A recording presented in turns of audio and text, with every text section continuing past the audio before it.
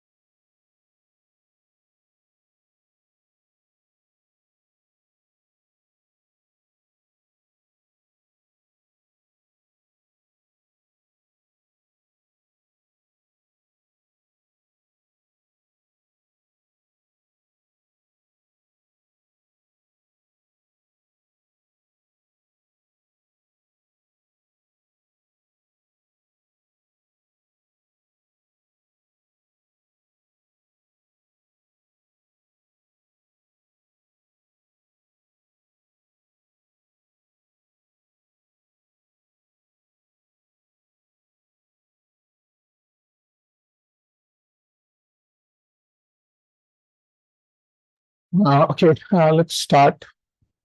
Uh, before we do so, any questions No, Sanatan. from anyone else, from Kiran, or we are two people only?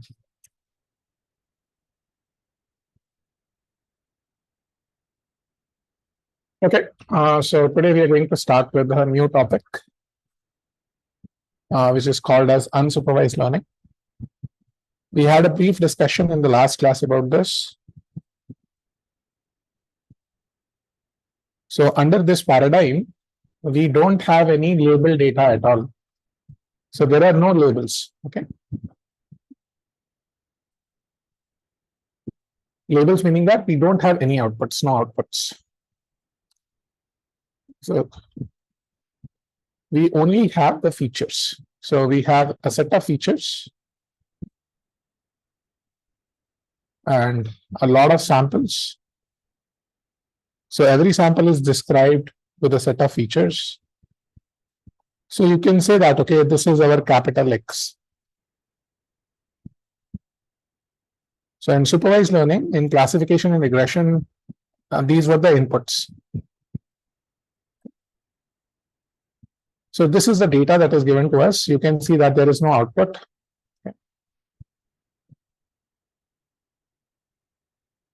And our objective is to, we discussed a few applications that we can do.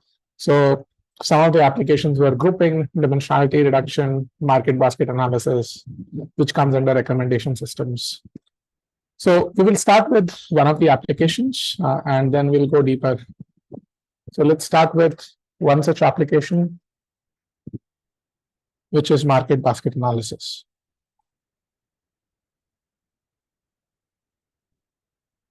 So this falls under recommendation systems. So the objective is to suggest. The purpose is to suggest products or items or entities to prospective customers. All right. So let's take a small example. Maybe I'll take the same example and we'll show you on the like in the implementation with the same example. So whatever we are doing right now, you can see the results will be the same. So let me take a small data set. I'll use the same one which we had in our Google Colab notebook last time. Okay, so just give me a moment. Okay, I'll just reuse this.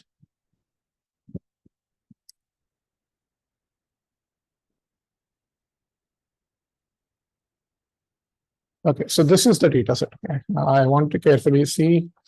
So this is your data set. So we have apple, beer, rice, and chicken.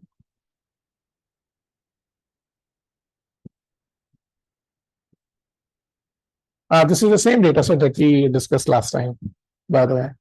Apple, beer, and rice. Then we have apple and beer. Then apple and bananas.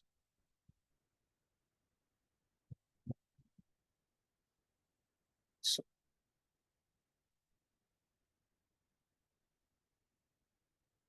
I'm just taking the same data set that we had in the last class. So we have milk, beer, rice again. There's one more, which is apple and bananas.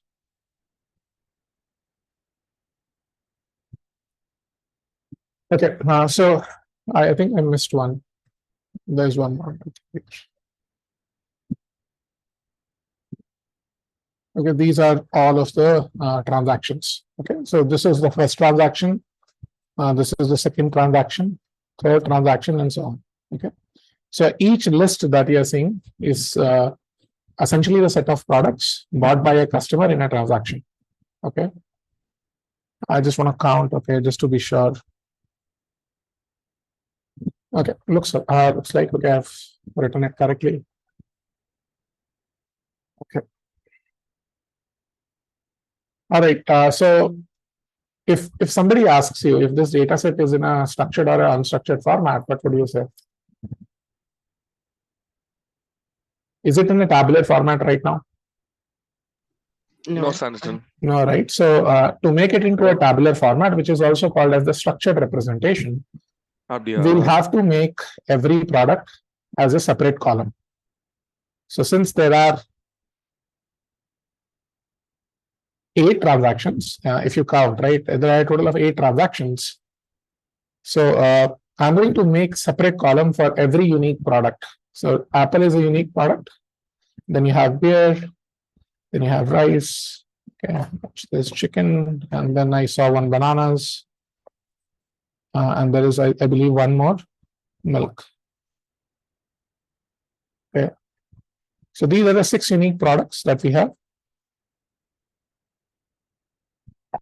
Okay, this is a small data set. We'll look at a bigger data set, or maybe if you want, I can give it to you as an exercise. Okay, so you can work on it, and we can discuss the results in the next class, perhaps. Okay, so if you look at the first transaction, we have apple, beer, rice, and chicken. So apple, beer, rice, and chicken, that's 1, and these 2 are not present. Okay, the second transaction is apple, beer, and rice, and these are all zeros. I written it correctly. Apple, beer, apple, bananas. Okay, apple, beer, apple, bananas. Okay, and then we have milk, beer, rice, chicken, milk, beer, rice, milk, beer, rice, chicken, and beer, rice, and chicken.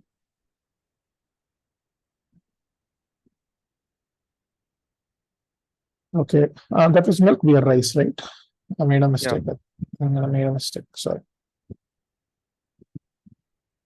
It was milk, beer, and rice.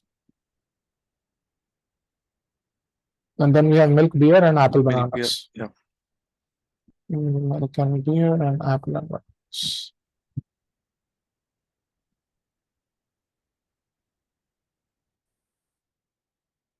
Okay, so this is the data that we have. Now, to understand this, okay, how we suggest, if such a data set is given to you, could you please tell me what is it that you would like to extract to make suggestions? What's the first thing that comes to mind? What types of products are bought together? Okay, that is that is what you want to know, right? So we can make suggestions. Okay, without even going there, like if you are doing some basic data science, okay, what are the things that you would like to extract? Like the first thing that comes to mind. Most popular product. Most popular product, right? So if a product is very popular, don't you think I can recommend it straight away? Yeah. Okay, so we are going to talk about a metric which is called as support. And support of a product, okay, support of any product or a set of products. Okay, so I'll just write it like this. So support of a set of products there could be one item, two items, three items, any number of items in this set. This is defined as number of times, okay, the set of products this set is bought, okay,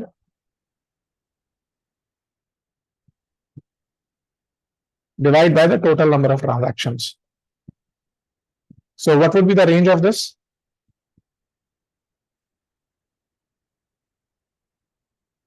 What would be the range of this? What is the highest value possible? 1. 1, least 0. 0. Okay, so this is the range of this. Okay, so let's try to compute the support of these item sets. Okay, essentially we are going to use the idea given by Shilpa. So she said, I want to know what are the most frequently bought pairs of products, or say triplets of products. Okay, and then we can make suggestions using that. It's the same idea, but the first thing that we would like to know is to get to the second pairs of products, we need to know what are the most frequent products. Okay, I have a small question for everyone. Okay, think about this. You have 6 products. Okay, you have 6 products. How many pairs you can make? Unique pairs. 6. 2. 6 choose 2. So if there are, you can say there are 6 individuals, they want to do handshakes. Okay, how many unique handshakes will be there? 6 choose 2. Okay, how many triplets are possible? 6 choose 3. 2. And similarly, if you want quadruplets, then it would be 6 choose 4 and so on. Okay. Yeah. So we are going to discuss an algorithm. Okay. So if you are checking for, say, all pairs, do you agree with me that you have to check for all 6 choose 2 pairs? That if their support is high or not? Yes. Okay, I hope that makes sense. Okay, you don't have to do that. Okay, the idea is, okay, let me ask a very simple question. Let's say you are looking at this product apple, or maybe say you look at maybe say chicken. Do you think chicken is a frequently bought product? No. No. No, right? It's bought very let's say 2 by 8. Okay, so if chicken itself, okay, is not a frequently bought product, do you think if you combine this chicken with any other product, let's say you are now forming a pair with the chicken, okay, chicken has one of the products, do you think that product will ever become a frequently bought? No. No, right? Because if chicken itself is not a frequently bought product, then how can chicken and something else will become frequently bought? That's not possible, right? So the idea is we will start with our set of 1 item sets, one set of 1 products. Then we will go to, from those frequently bought products, we will first identify what are the frequently bought 1 item sets or 1 product sets. We will go to pairs. We will go to then triplets. So whichever products got eliminated from, you can say at the first step in the list of 1 item sets, we will not consider them for 2 item sets. Similarly, whichever got eliminated from 2 item sets, we will not consider them in 3 item sets. So do you understand what the algorithm does? At Yeah. least intuitively? Yes. Okay. So let's start with the first one. Okay. Let's start with our set of 1 item sets. Okay. These are called as 1 item sets. Okay. Item is nothing but a product. Okay. These are called as 1 item sets. So how many item sets are possible with set 1, length 1? There are 6 products. 6. Yes. 6, right? So essentially 6 choose 1, 6. Okay. So we have 6 products. Okay. I want to compute the support for it. What is the support for Apple? 5 by 8. 5 by 8, right? I'm just going to confirm. Okay. 1, 2, 3, 4. It looks 4, right? No, 5. 5. Last Okay. 5 by 8. Okay. 5 by 8. What is the support for BI? 6 by 8. 6 by 8. Okay. So I'm just going to write. Okay. So in order to identify if something is a, let's say if some product is let's say is a frequently bought product, you have to define, you have to decide a threshold, right? Define a threshold. Yes. Yes. Okay. So what should be your minimum support for you to call it a frequently bought product? Maybe 0.5. Okay. Let's take 0.5, but this is too much, by the way. Okay. In general, I wanted to think about this. Do you have any guesses like how many products are sold on Amazon? Any estimate of that? Let's say I'm talking about big data sets or big e-commerce websites. How many products do you think are sold on Amazon? What's your best guess? How many unique products are there? You will be amazed by my answer. Yes. What do you think? Amazon sells so much weird stuff. No idea. No idea. Any guesses? Like take a guess in a range at least. Probably a Amazon 15 sells lakh almost products. everything. The number is 8.5 crores. 8.5. Oh God. So Not just even think close about the volume of the columns that I will make. Okay. Now, do you think that every product buys, every customer buys 50% of the times? No. Like each product is bought by 50% of the customers, no, right? So do you realize that support will be very, very low? Minimum support should be very, very low for bigger data sets. Yes or no? Yes. So you are saying that 0.5 means what? 50% of the customers have bought it. Yes. Okay. Essentially, the number would be what? Maybe say 0.000001% of the customers have bought it. Yes or no? Yes. Do you realize this? Otherwise, this is not going to work. For the given example, maybe yes, because there are 8 transactions only and there are 6 products. But if you talk about like bigger data sets, right? When you have large distinct products, you don't use such a high support. Okay. But anyways, let's go with this just to see. Okay. Can I reduce it a little so that you can? So if at this support, I don't think you will see any triplets. Okay. Yeah. So maybe I'll make it say 0.3. Okay. So I'm going to make it 0.3 so that you can see some triplets also. And if possible, let's say some quadruplets. Okay. Let's see. So Santan, yes. if a bigger data set, as you said, like the minimum support should be in 0.0000. 0.00001, Okay. maybe 10 to the power minus 5 or 10 to the power minus 6. Okay, it could be even lower than that. It depends on how many transactions you have and how many products you have. Otherwise, if you keep it as support, let's say 0.2 or 0.3, no, even a single item set will not be frequently bought. Okay. Okay, so forget about 2 frequent, 3 frequent, and so on. Okay. Okay. So we'll talk about these 6 frequent item sets that we have, the unique. Okay, so I have these 6 ones. Apple, okay, beer. I'm going to show you at least one step at least, and then I think it is quite apparent. Okay, you can do all of them on your own. Okay, bananas and these are the 6. So these are 6 unique item sets right now. 6 one item sets. Okay. We actually figured it out, the support for these. What was the support for Apple? 5/8. 5/8. Beer was 6/8. Rice is 4/8. Chicken is 2/8. And Right. bananas is also 2/8. Milk is 3/8. Yeah. Okay. Which of these one item sets satisfy the minimum support? Beer. Apple, beer, milk, okay, and rice. Does that make sense? Yeah. Rest everything is less than 0.3, right? Okay, so they don't satisfy. So chicken and bananas will never be a part of a pair. Okay, so you are essentially so these are called as, so these were one item sets, right? The ones which satisfy, they are called as one frequent item sets. Okay, the ones which satisfy, I'll just mark it in a different color. Okay, the ones which satisfy, they are called as one frequent item sets because they are frequent. They are frequently bought, they are satisfying your support.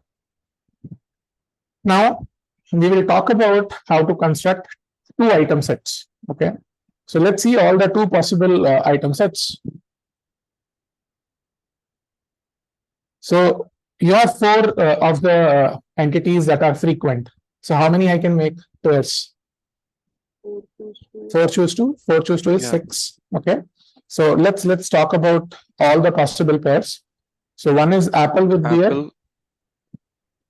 You have apple with, let me see which are the ones. Apple, beer, rice, and milk, right?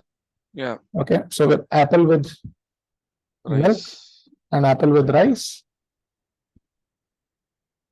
Okay, and then you have milk with rice, milk with beer, and beer with rice. Yeah. Okay, these are the 6 ones. If I don't think I've missed any. If you think I have missed any, it would already be there in like maybe the products would have been swapped. Okay. All right. So let's compute the support for say apple beer first. Okay, let's do it for apple and beer. So in how many transactions they are bought together? 1, 3 Three. transactions. 3 out of 8. Yeah. What is this number for apple and milk?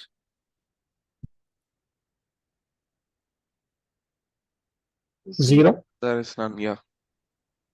And then we have apple and rice. 2 out of 8. 2. Yeah. Then we see milk out of rice. 2. 2 only. Yeah. Milk and beer. 3. 3. And then we have beer and rice. 4. 4. So we'll get some triplets also. If it was 0.5, we will not see any triplets. Okay. So which one satisfy? This one does. Apple and Okay. beer This one doesn't. This one doesn't. doesn't. Doesn't. Does. Does. Does. Does. Okay. Yeah. So we have these 3 frequent item sets. So you can call them as, okay, so I'll just highlight them. Okay, 3 by 8, 4 by 8, and this 3 by 8. These are your 2 frequent item sets. Have been found to be frequent. Let's generate 3 item sets. So 3 item sets. Now this is a little tricky. You have to think, okay, you can come up with a mathematical formula, but see, since you have 3 pairs, right? If you carefully see, apple beer is 1, this milk beer is 1, and beer rice is 1. So if you combine apple beer and milk beer, what do you get? Apple milk and beer? Apple milk. Yeah. Apple milk and beer. Okay. Let's say if you combine apple beer and beer rice. Apple beer rice. Apple beer rice. Okay. If you combine milk beer and beer rice. Milk beer rice. Is there anything else that I have missed? No. Think.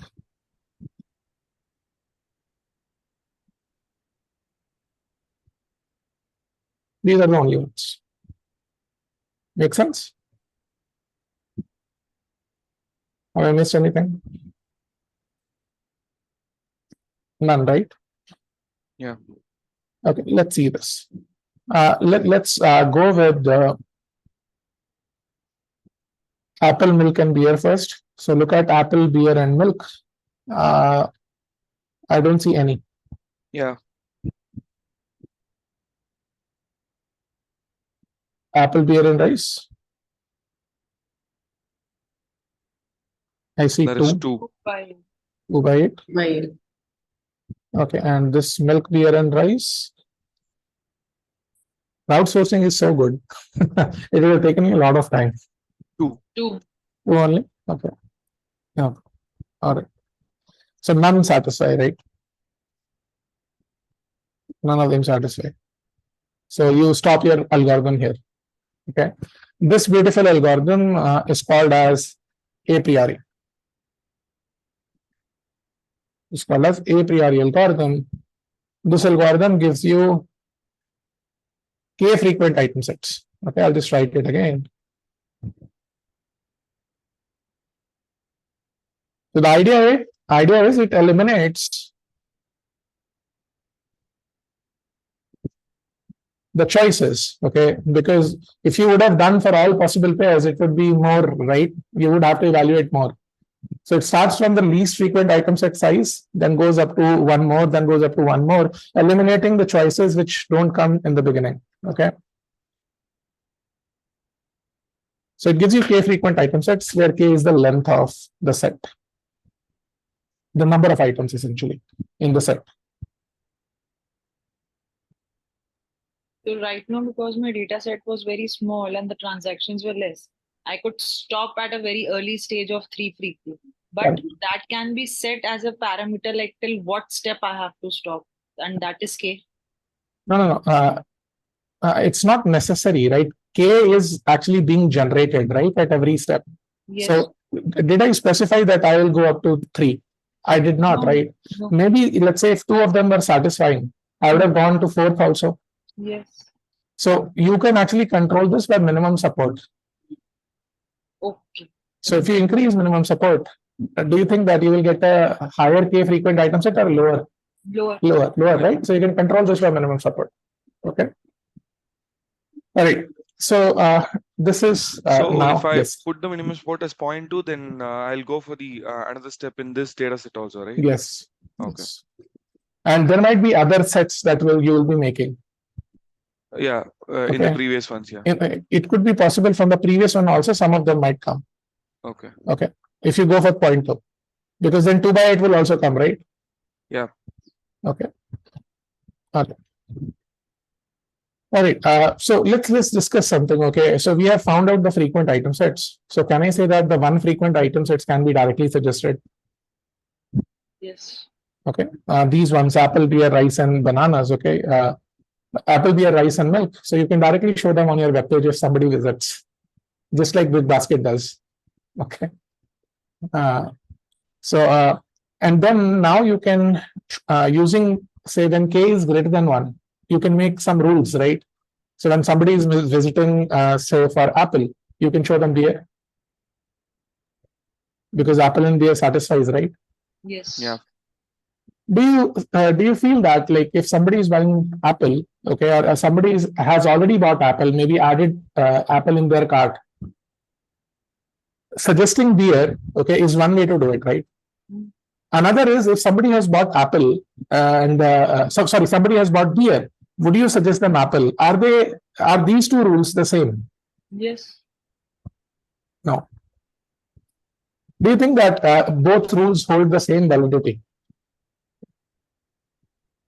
Yes, no. Okay. Both rules are not the same. Both rules are very different. Okay. You cannot say that if there is a 2 frequent item set. So if somebody is buying apple, I should always suggest them beer. Okay. If somebody is buying beer, I should always suggest them apple. Okay. Let me give you a simple analogy. Okay. Let's say everybody buys apple. Okay. But apple and beer together, they are also a frequent item set. So do you think that apple would also be frequent item set with other decently bought products? If everybody buys apple? Yes or no? Can you repeat the question? Let's say if everybody buys apple, so everything is a 1. Just imagine this for now. Okay. So don't you think apple will form frequently, in a pair of products, pair of frequent item sets with other products also? Yes. Yes. So what do you think you should suggest? Okay, let's look at maybe say apple and rice. Now that do you see that apple rice is also frequently bought? Yes. Yes. Apple and beer is also frequently bought. Okay, as per the new combinations that I've made.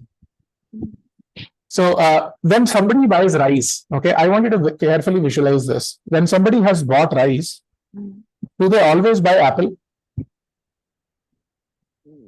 Look at this. If somebody buys rice, these are the 4 transactions when somebody buys rice.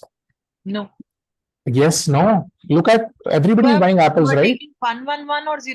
111. Then yes. Right? Then they are always buying apples, right? But if somebody is buying apple, are they always buying rice? No. So that's why you see, right? Both the rules are not the same.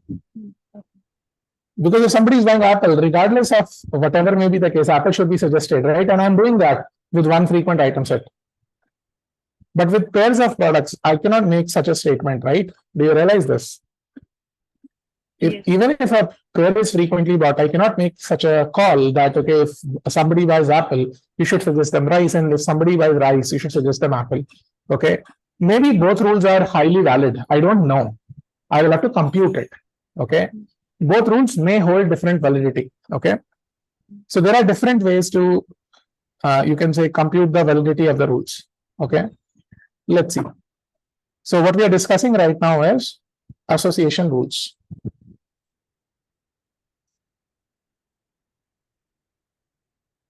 So association rule is of the form.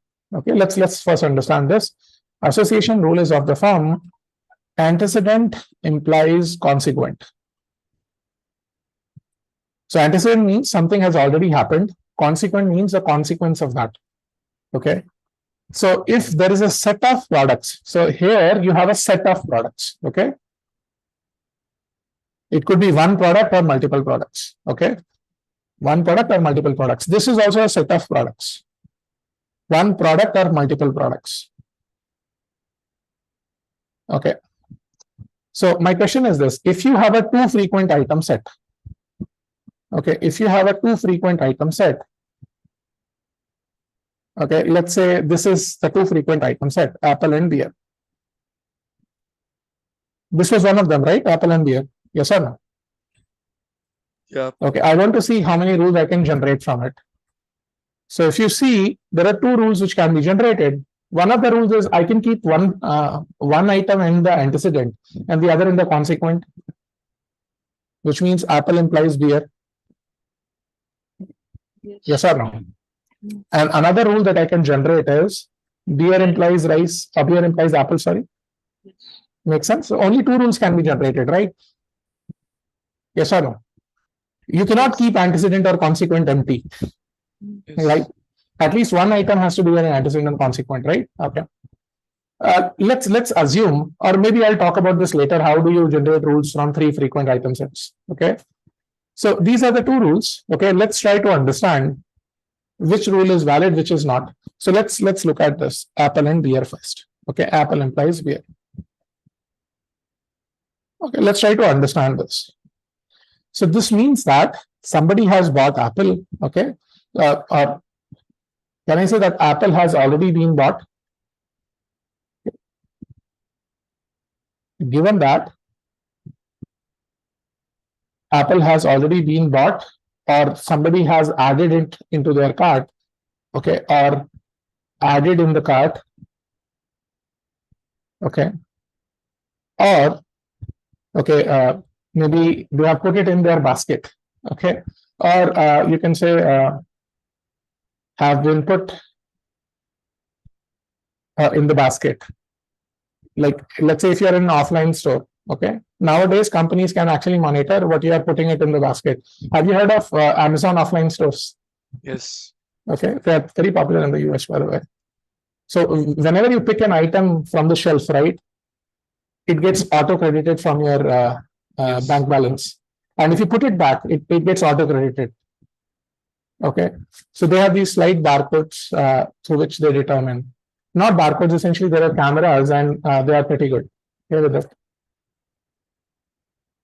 Okay, so what we are doing right now is we know that okay, Apple has already been bought. Okay, so the question is, what is the chance, okay, or the likelihood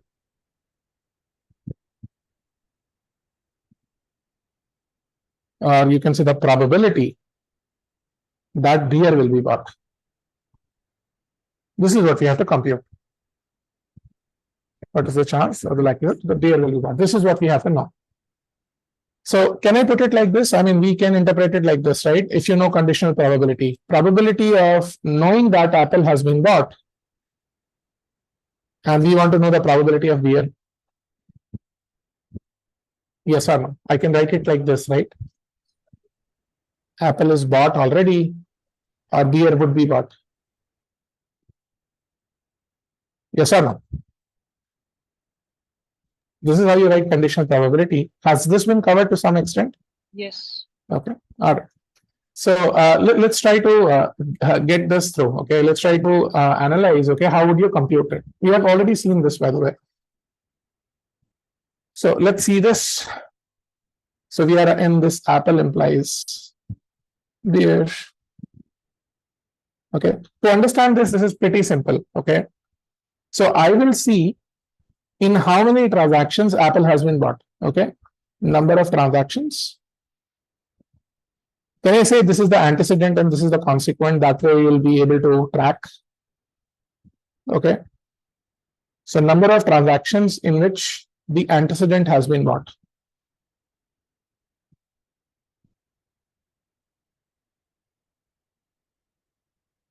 And the numerator is number of transactions in which the consequent is bought. Okay. In these transactions, okay, out of which number of transactions in which the consequent is bought. Yes. This is one way to compute this, right? I hope that makes sense. Okay, so let's compute it for Apple implies beer. So let's go to our data set. Okay, let's see in how many transactions Apple is bought. 1, 2, 3, 4, and 5. Does that make sense? Yes. Okay, and out of these 5 transactions, in how many times this beer is bought? 3. So what is this value? 3 by 5. 3 by 5. Does this make sense? Yes or no? Is this clear? Yes. All right, great. So this is also called as confidence. This is called as confidence of a rule. Okay. This is called as confidence of a rule. Okay, I'm going to show you, you can write it even in a simpler manner based on what you have computed earlier. Okay, let's see this. Okay. Now, okay, look at this. If I divide these transactions, okay, if I divide these transactions by the total number of transactions, if I divide the numerator by total number of transactions, and if I divide this by the total number of transactions, what do I get?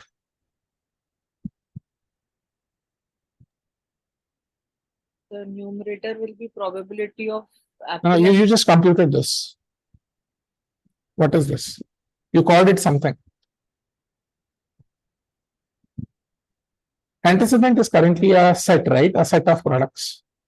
It's a set of one product, right? I'll make it like this. Support. Okay. Support. So can I call this as support? Yes. Support of the consequent, sorry, antecedent. And what is above? Support of? Antecedent and consequent. Does that make sense? I can write it like this. Yes or no? If you're not convinced, okay, what was the support of beer? Let's do it. Okay. Consequent or antecedent and consequent pair, the numerator. See, this is only the antecedent, right? You are looking at all the transactions in which antecedent is bought. Yes. Okay. Okay. So I wanted to see what is the support of the antecedent. Okay. Antecedent is what? Look at this Apple, right? I'm talking about the numerator. It is the support for that pair. It is a support for the pair. Thank you. This is support for the pair. Thank you. Thank you. Thank you. This is the right way to say it. When they are brought together, essentially. Yeah. You're right. So what is the support for the antecedent? Yes, I think Let's go back to the data set. 5 by 8. We did this, right? So 5 by 8. 5 by 8. And what is the support of when both of them were brought together? We actually computed this, right? Yeah. What's the value? Yeah. 3 by 8. 3 by 8. Okay. Basically, we get the same value that we computed earlier. Yes. Where did we write it? Must have written it somewhere, right? 3 by 5, did I write it? Or maybe You erased it. Oh, I erased it. Okay, maybe let's go back and just see this once more. Out of the 5 transactions that you see Apple is bought, in how many we see beer? 3, right? 3. So this is 3 by 5. This is 3 by 5. Okay. I mean, you can interpret it in plain English. You can interpret it with the help of the supports. Okay. Is this clear? Yes. Okay, great. Thank you, Shilpa. You are very vigilant. Okay, I would have made a mess out of it. All right. So this is how you do this. Okay, this is called as confidence. This is called as confidence of a rule. This is called as confidence of a rule.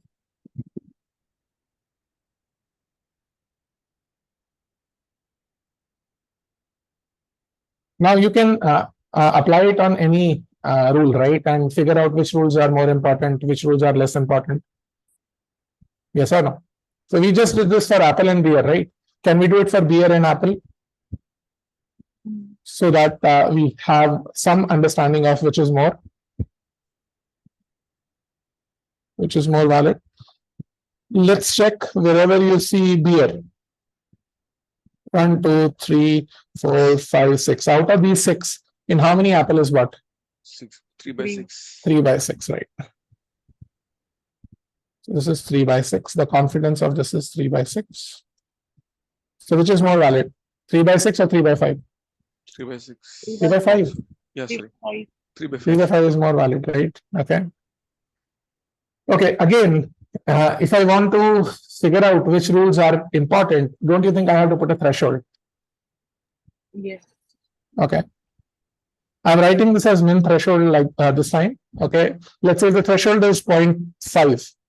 What would you say? Both rules are valid?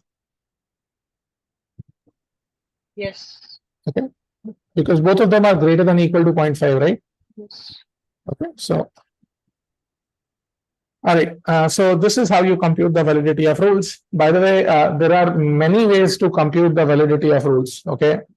This is just one way, right? Don't you think you can come up with your own metric and figure out just to say, okay, which rule is more important, which rule is less important?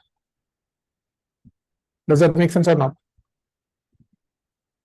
Is it the only way that you can come up with, okay, this rule is more important? Using support also, I can make such a claim, right? Just the supports. Yes. Okay. The way we were doing earlier without even checking the validity, right? So Yeah. I would advise you to read the following metrics. Okay. I'll share a web page and you can just go through these metrics quickly. There are 4 or 5 metrics. No need to spend time on them. If you're interested, just read about them. Okay. If not, confidence will do the job for you. So there are metrics like lift. Okay. There are metrics like leverage. Then you have something called as Zhang's metric. See, I'm just giving you the whole intuition, okay? You might see some of these metrics in the implementation, okay? Because when you call this function, right, it shows you everything. It bombards you with a lot of information, okay? So don't get confused, okay, when you see all of them, okay? I'll show you, maybe I'll send you a document where you can read about them, okay? Lift, leverage. Obviously, we have seen confidence, okay? These are similar metrics. These are alternate metrics, or you can call them alternatives to confidence. Okay. Let me call it alternate metrics for checking the validity. Okay. For evaluation of rules. There is one more that I'm missing. I think it's called as coverage. No. Okay, maybe one more is what I'm missing. There are 4 of them that are used. Maybe I'll go through the document, just write the name. Okay, later. Okay, let's understand this first. From 3 frequent item sets, how do you generate the rules? Okay, this is important because sometimes you may get confused. So let's say there are 3 frequent item sets. This is one of the 3 frequent item sets. I've just written it like P1, P2, P3. How do I generate the rules from it? This is a 3 frequent item set. How do we generate the rules from it? So we have to keep at least one antecedent and at least one consequent. Okay. So one rule can be P1 implies P2 and P3. One can be P2 implies P1 and P3. One can be P3 implies P1 and P2. And the reverse, right? Yes or no? Yes. Yeah. Okay. Do you think any other rules will be made? No. No. These are the only ones. Okay. These are the 6 rules that you can make. Okay. Let's think about 4 frequent item sets. How many rules will you make? Just take a guess. Okay. Just take a guess. So what are the possibilities that you can keep on the left hand side? Set of 1 and set of 3 items. Okay. Yes or no? Yes. So if you have a 4 frequent item set, how many items you can keep on the left? 4. 4 combinations. 4 combinations, right? P1, P2, P3, P4. Okay. So on the left, you can keep P1, P2, P3, P4. Okay.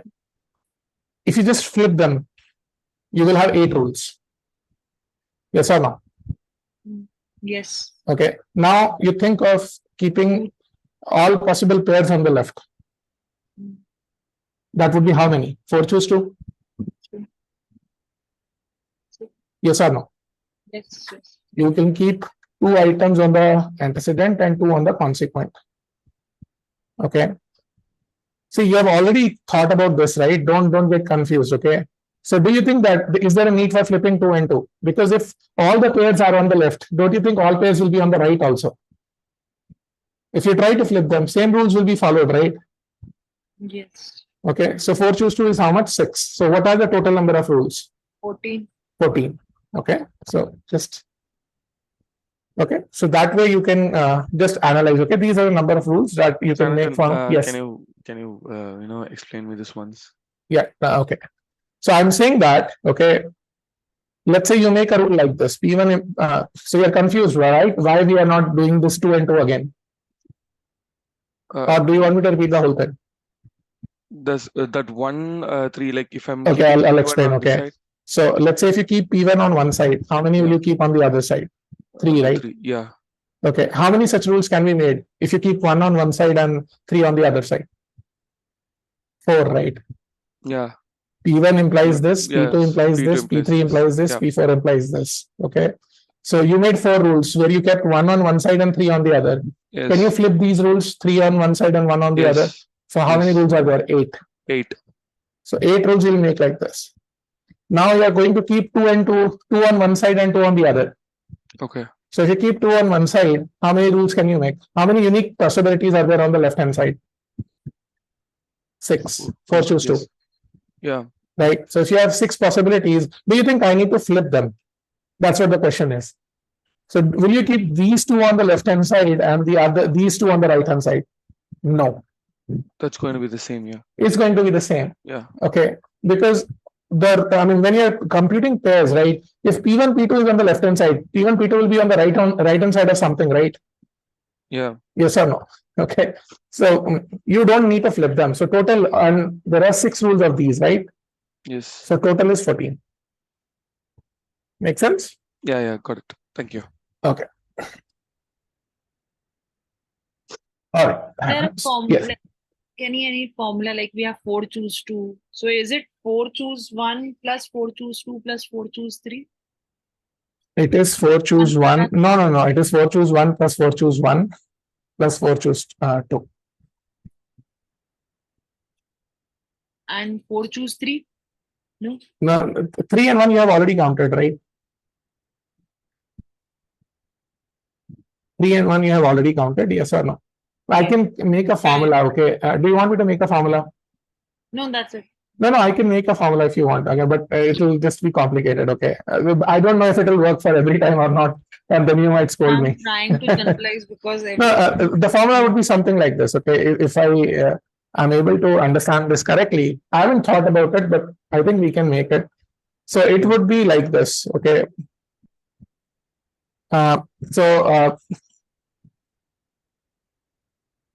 Let's say we are going to select, if you have a k frequent item set, okay? I'll make it generalized. I'm just wondering, okay? I'm not sure whether we will jump to the right hand side, right formula or not, but let's think. So I have to keep 1 on one side and the remaining on the other side, right? And k minus 1 on the other side, okay? Okay, that is one way to do it.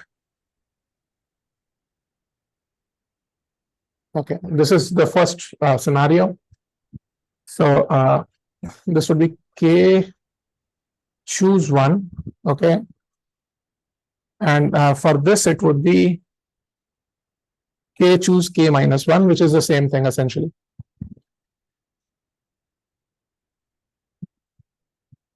Both are the same things, by the way. Because what is n choose r? N factorial divided by r factorial into n minus r factorial. Okay, make sense?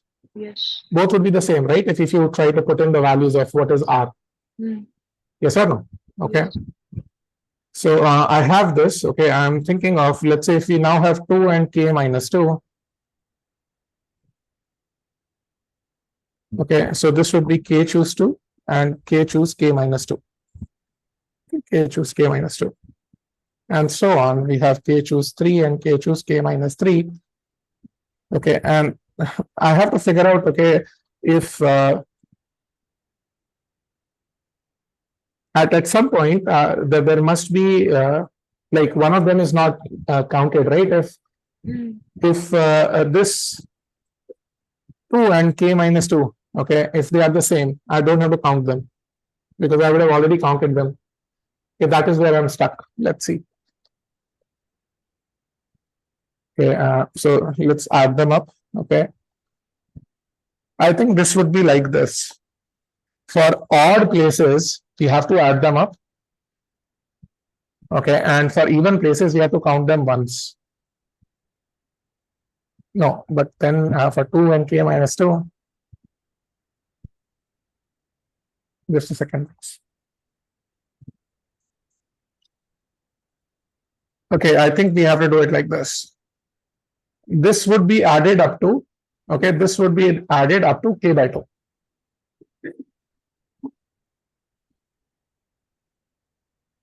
Okay, so we were doing up to 4, right? For the previous example, we were doing up to 4. Yes, yes. Okay, so what is 4 by 2? 4 by 2, 2. 4 by 2 is 2, right? Yes. Okay, so when you're adding up to 4 by 2, okay, when you're adding up to 4 by 2, which is 2, okay, so take all possible ones, okay, but when you reach 2, right, when you reach 2, you add only this once. Yes. You add only this once, okay, you add only this once. I think that's what the formula would be. Do you want me to do it for let's use this, okay, let's use the same idea. We are doing, say, up to 2 pairs, so that would be 2 by 2. Yes, 1. Okay, so if you add up to 2 by 2, you have to take only one of them, right? Yes. You'll be taking only one of them. What is 2 choose 1? 2. 2 choose 1 is 2, right? And you have 2 rules. Yes. Make sense? Okay, so this is the formula. Okay, make sense? Yes, yes. All right, I think we have a generic formula now. Okay, is this a thought process that counts? Okay, it is a thought process that counts. All right, so you have to add these values up, okay, till it goes up to k by 2. Okay, till it goes up to k by 2, and for the last value, you have to take only one of them. Okay, for the last value, you have to take only one of them. Okay. All right. Shall I write it generically what it would be? So this would be k choose 1. Okay. I mean, because see, k choose 1 and k choose k minus 1 is the same. Yes or no? Yes. K choose 1 and k choose. So I can write this as 2 into k choose 1, 2 into k choose 2. Okay. Up to say 1 in, so 2 into k choose of k minus 1 by 2. Yes or no? I should write it like this. And this may confuse. So k choose of k minus 1 by 2. And whenever you reach exactly this, okay, so this would be k choose of k by 2. Okay, this would be this. Okay, make sense? Yes. Okay, so you'll be going up to this k by 2. Okay, this is the formula for you. For the number of roots.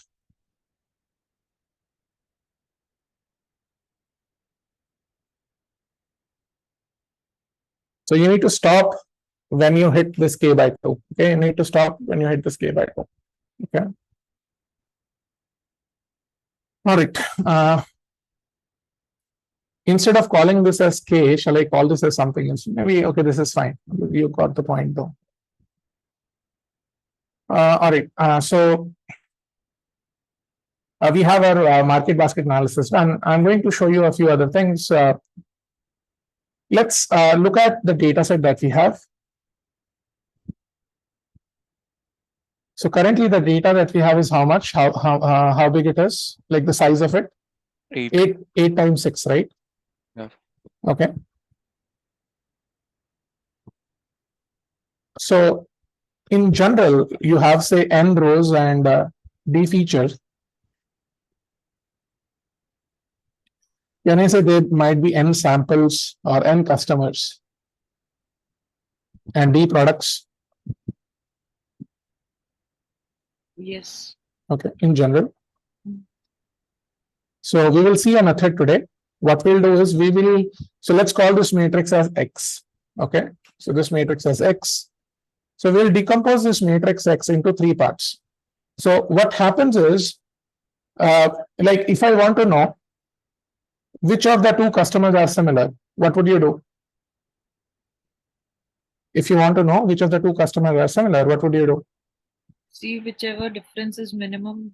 Okay, if I ask you what is the difference between 1 and 2, what would you say? It is of 1 byte. 1. It is a 1 bit, right? They differ by 1 bit. Okay. However, what happens is, okay, think about this: when the number of products become a lot, and when the number of customers become a lot, is there a possibility that many of them can be similar? Yes. Yes. A lot of them would be similar, right? Because not everyone is going to buy the whole lot. Mm. Okay. So it becomes difficult to do that in higher dimensions. Okay. Even if you think of which 2 products are like bought frequently with each other, if you just compare by like how many customers are buying them together, okay. I mean, you can count the numbers, right? But don't you think that apple beer will share the same similarity with, say, rice or chicken? Yes or no? Yes. Okay. So a lot of products will also become similar because the similarity is very, very less, right? Across many, many transactions, if number of transactions are too big. Do you realize that? So when the number of features or when the number of transactions become too big, it creates a problem because the matrix is very, very sparse, right? There are a lot of zeros in this matrix. Yes or no? Yeah. So for sparse matrices, we should not actually compute the similarity. Okay, it is not advisable to do it. So that's why we should have dense matrices. Okay, dense meaning that the values should be real. Okay, you should not have a lot of zeros in your matrix. So when we want to compute similarities, we would prefer either the data set is too small, which is not possible for such applications. So we will try to transform this data set into a dense data set. So the idea is, so there are techniques which are called as matrix factorization techniques. You must have done some matrix factorization in your undergraduate degree or maybe say in the 12th class. In 11th class also this is taught, by the way. Have you heard of techniques like eigen decomposition, eigenvectors, eigenvalues, singular value decomposition, LU decomposition? Heard of any such things? It's usually taught in maths. Singular value decomposition, SVD. No, that's fine. Okay. So we are going to discuss one such technique, which is called as singular value decomposition. Decomposition, or SVD for short. What it does is it factorizes the matrix into, so this is n times d, right? It will factorize the matrix into 3 parts. You can call it as U, sigma, and V. Okay, it's called as V transpose rather. So the size of U, okay, please see to this carefully. Okay, this is a little intricate. So if you can follow this, well and good. Otherwise, just remember the formula. So if this is n cross d, U would actually be n cross n. V would actually be d cross d, and what would be sigma? It would be n cross d. Does that make sense? Yes or no? Does that make sense? Yes. I mean, if you multiply these 3 matrices, don't you get n cross d back? Yes. Okay. I want you to understand what is this sigma here. This is the crux. Okay. Sigma is called as the singular value matrix. Okay. It's called as the singular value matrix. And this is actually a block diagonal matrix. I don't want to go into the theory of this, but we should know about like a little bit of these things. Now, what is a block diagonal matrix? You guys know about identity matrices, right? Yes. What is an identity matrix? It's a square matrix. It's a square matrix where only the diagonal values are One. ones. Okay. A block diagonal matrix is the name itself is a diagonal matrix, right? Okay. So it is only going to contain diagonal values, okay, which would be non-zeros. Other values which will be zeros. Okay. I will repeat this. You know, any diagonal matrix, right? Diagonal matrix is where the non-diagonal values are zeros. So only at the diagonal you will have some values. Even it is possible that some of the diagonal values are also zeros, but it is for sure that non-diagonal values will be zeros. Did you understand the statement that I made? Yes. Yes. Okay. See, diagonal matrix is that where the diagonal values are present. Okay. But some of them could be zero. But for sure that non-diagonal values will certainly be zeros. Okay. What is block diagonal then? See, block diagonal is first of all a rectangular matrix. Okay. It's a rectangular matrix. Now, can you tell me which do you want to be bigger, N or D? Which do you want to be bigger, N or D? Just give me one of the, it could be number of samples could be bigger or D could be bigger, right? D. Okay, let's say D is bigger. Okay. So if D is bigger, okay, this is a size N comma D. So if this D is bigger, number of columns would be more, right? Yes. Okay. So can I say if this would be N comma N Yes. out of this and the remaining, so I should make it like this. D is bigger, right? You're saying, please remember Yeah, this. D. Okay. So N comma N would be like this, right? Yes. Yes or no? Am I correct? Yes. Okay. This would be N comma N. And the remaining portion would be for the N minus D columns. Yes or no? Sorry, I shouldn't say N minus D columns. Yeah, you can say N minus D columns. Does this make sense? Yes. Or D minus N rather. Okay, because we have, this would be D minus N columns, right? Yes. Okay, can I say N cross N is a square matrix? Yes. This block is a square matrix, right? Yes. Okay, so along this square matrix, the diagonal values would be present. Okay, all other values would be zeros. Okay, these values would be zeros. Does this make sense? Yes or no? Is this part How clear you or no? are, Yeah. how you are Non-diag- determining that? See, Okay. I told you it's a block diagonal matrix. A block is diagonal matrix is what? A square matrix, right? Yes. Just like identity matrix. Okay, it's a square matrix, a diagonal matrix. But this is a special type of a diagonal matrix, which is called as block diagonal. So a portion of your rectangular matrix would be square. So this whole matrix is actually N by D. This whole matrix is actually N by D. A portion of this, so this is also zeros, by the way. Also zeros, by the way. Okay, is this clear? That's called as a block diagonal matrix. A block is there, okay, only for that block the diagonal values will be present. And how many diagonal values will be there? N. N. There will be N diagonal values. Let's call these diagonal values as N. Is this clear? At least Yeah. this terminology is clear, right? Okay. Yes. Yes. So these N values, right, they are called as singular values.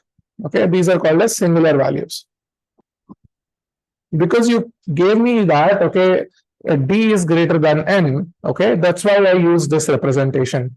If you would have said N is greater than D, it would have been what? So this is kind of a, so it would have been like this, right? T, comma T. I mean, like this. Like this. Yes or no? The other side of it, right? It would be a D cross D matrix, right? Yes. It would be like this. Yes. It would be, okay. I mean, it's looking like, because D is bigger, right? Here Yes. D is bigger, so that's why it looks a little fatter to you. Okay. But it would be like this. Okay. So I'll make it even bigger. Okay, if n is bigger, it would be like this. So this d cross d would be this, and the diagonal values would be. So you will have how many diagonal values? D. D. Okay, so this is where your n is bigger than d. Does this make sense? Okay, all right. Now, what are these singular values? See, so first of all, these values, the magnitude of those values, okay, they denote the importance of the vectors that you have in these matrices. Okay, I will give you what I mean by this exactly. Okay, let's take a small, I mean, maybe a quiz for this. Not a quiz, but maybe a couple of questions in this regard. Imagine that you are going to transform some data into a new feature space. Okay. So if I give you, or rather, let me put it like this. If I say that the magnitude of these values tells you the importance of the new features. If I ask you to figure out what is the most important dimension, what would you say? If I ask you to figure out what is the most important dimension, can I say that will be the one with the most highest or the highest magnitude? Yes. Does that make sense? So the lambda, which is the biggest, is having the most, I mean, the highest magnitude, right? Yes or no? Yes. Okay. Now let's think of it like this. Okay, let's think of it like this. I want to select top k values from this. Okay, I want to select top k values from this. How do I select top k values from this? I sort them Maximum. and they take the top k. Okay, that is one way to do it. Okay, and one more way is this. So if you ask me to select, okay, so please note this, what do these singular values hold? So these values hold how much amount of information is there in each feature that you newly created. Okay. So if you are saying that, okay, if you are saying that lambda 1's magnitude is say 30 and all others are zeros, so lambda 1 contains all of the information and nothing, no other vector contains any information at all. Does this make sense? Yes. Okay. So let's say there are three, assume that there are three vectors. Okay, lambda 1, lambda 2, lambda 3. These three values are there. So this is say 20, this is say 10. And I want you to capture, okay, maybe say 70% information. Okay, I want you to capture 70% information. How much, how many lambdas do I need? How much is the percentage of this first one? 30 by 60? Yes. This is 20 by 60. This is 10 by 60. This is half. This is 1 by 3. This is 1 by 6, right? Yes or no? Yes. So if you take the first one, do you have 70% information? No. No, right? If you take the top two, do you have 70% information? You do, right? Yes. Yes or no? Does that make sense? So only the top two, if you take, you have 70% information and your criteria is done, right? Yes or no? Okay. So with the basis of this, you can also decide the top k vectors to pick. Yes. If I ask you to pick say 80% information, you still have 80% information with the top two, right? Yes. Assume that you have these n values. Okay, you have these n values. Do you have to go up to n, or you can make your job with just two vectors? Just two. With Just two, right? Okay, that's the whole idea. So what this block diagonal matrix tells us, the diagonal values that are there, they are capturing how much information is there in the new vectors. Okay, in the new vectors. So I just want you to, so if I want you to look at this n cross n, okay, I want to look at this n cross n. What this n cross n is, you have converted the n samples, okay, you have converted the n samples into a new feature space with n new features. Into a new feature space with n new features. So how many eigenvalues will I have? How many singular values will I have? N. N. Yes or no? Yes. How many singular values will I have? N, right? If you look at this matrix, what would be the size of this? N comma n, right?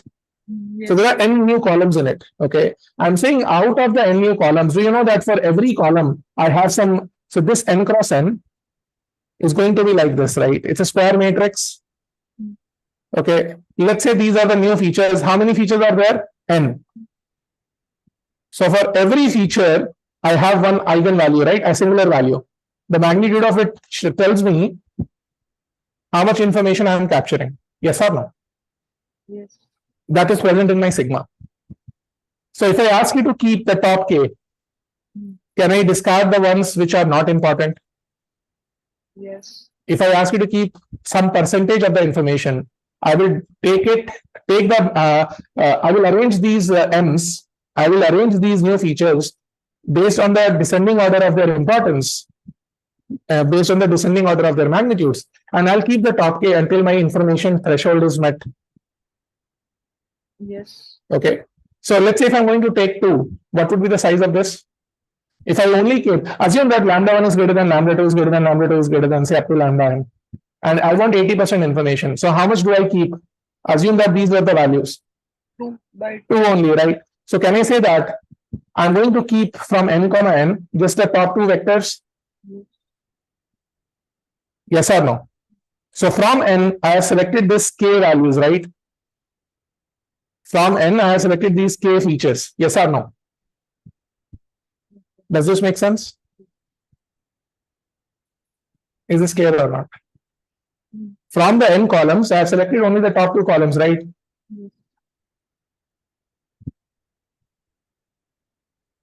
Yes, got it. I am selecting this M1 and M2. Okay. All right. If they are the top 2 ones. Okay. And these are, so if I write it now like this, okay. So this is n comma 2. What can I keep in this sigma now? 2 comma 2. 2 comma 2. Okay. And how many eigenvalues will it have? Just 2, lambda 1 and lambda 2. Yeah. This is k comma k. Okay. Now I want you to focus on this. What would be the size of this? This would be k comma d. 2 comma 2. Okay. Can I say that you are using, so this becomes n comma k, this becomes k comma k, and this becomes k comma d. Okay. So what you are saying is, using the same feature space, you have represented your features as well. What is d essentially? Number of features. Number of products here, number of features, right? So if k is 2, can I say you have represented your features with just 2 values? Yes or no? See, this is V transpose. Can I write this as d comma 2? This is V transpose, right? So what would be V? I want you to visualize what this V would be. V would be some d times 2, right? 2 columns. Let's say this is Z1 and Z2. Okay. Can I say that if I have d products, I would have captured every product with 2 values? Yes. Okay. And now let me tell you, these new matrices that you have generated, they are dense matrices. Previously, okay, I just want you to realize this. Previously, when you were looking at a customer, okay, a customer was described in terms of what? Look at this matrix X. A customer was described in terms of what? In terms of products, right? Yes. So how many values was I taking initially? D, right? And if D was a very big number, I have reduced it to what number? K. K is what? Just 2. So such a big sparse vector is now represented with just 2 values. Okay, just such a big vector has been represented with just 2 values. Now it has been boiled down to n comma k. Okay. Similarly, if you look at this V transpose, okay, previously each product was represented in terms of what? If you look at the matrix, this would tell you something. Each product is represented in terms of what? Look at the columns. This should tell you something. Each product is represented In terms of number of customers. Yes. So the number of transactions are more. Here you have 8 transactions. Okay. In a big data set, it would be in millions, right? Yes. Yes or no? So out of those million transactions, we have just represented in 2 or 3 dimensions. Like whatever the value of k is. Okay. And that new dimensions are very dense values. Okay, so each product is now represented with those dense values. Is this clear? Yes or no? Each product is now represented with these two values. So if I want to compute the similarity now, don't you think I can use Euclidean? I can use Manhattan to compute the distance between these two values? Because they are dense values, they are real values. Can I say Z1 and Z2 are also products, and P1 to PD are also products? And No, this- P1 and P2, P1, P2 up to PD, this is D comma 2 matrix. Okay, D comma K matrix where K is 2. And here D represents The number of products products. And these Z1 and Z2 are the new dimensions that you, so this is like you can say Z1 is nothing but, okay, Z1 is nothing but, it's a new feature dimension that you obtained from the set of customers. So Z1 and Z2 are those features or those products which are No, they're not new, they're not products, okay. Z1 and Z2, okay, I will give you an intuition, okay, what this is doing. I don't want to go there. See, if you ask me deeper questions, you will only get confused. I want to limit my discussion up to this because you guys need to have an understanding of what factorization is. The next question would be how the factorization is done. If I go there, you would have to read about advanced factorization methods. Okay. So, okay, I will give you an intuition of what is happening. Okay. Let's see this. Let's say if this is my matrix n comma d. Okay. I want to transform this into some n comma k. Okay. I want to see what this k should be. Okay. I want to think about what this k should be. Can I say that this k should be in terms of my products, in terms of my columns? Yes or no? Yes. Okay. This is customer 1, customer 2, say customer n. You can say transaction 1, transaction 2 up to transaction n. Can I say that new features should be in terms of my original features? Yes. Okay. So let's say my original features were x1, x2 up to xd, or you can say p1, p2 up to pd, the products. Okay. So these new features should be a combination of the original features, right? Yes. A combination of original features. Okay. This is just an intuition. You'll get this for sure. Okay.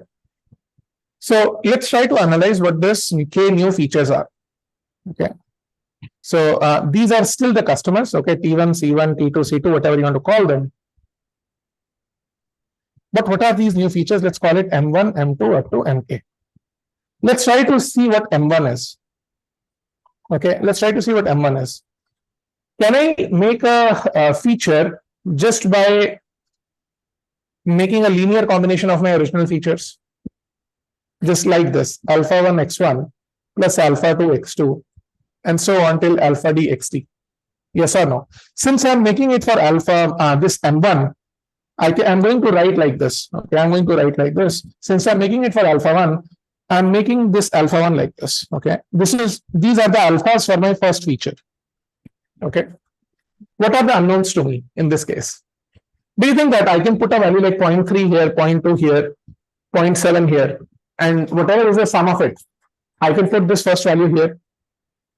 Yes. Okay, if let's say these are the values, let's say A1, A2 up to AD, what should I put in this first value? This would be alpha 1 A1, alpha 2 A2, alpha 3 A3 up to alpha D AD. Yes. Yes or no? This would be the very first value, right? This is generated from M1. Okay, this is generated for M1. So what can I say? Can I say M1 is a linear combination of my features? Yes. Can you do the same thing for M2 as well? Yes. Can you do the same thing for M3 as well? Yes. What are the unknowns in this case? The alphas, right? How many alphas am I determining? D. D alphas for one feature, right?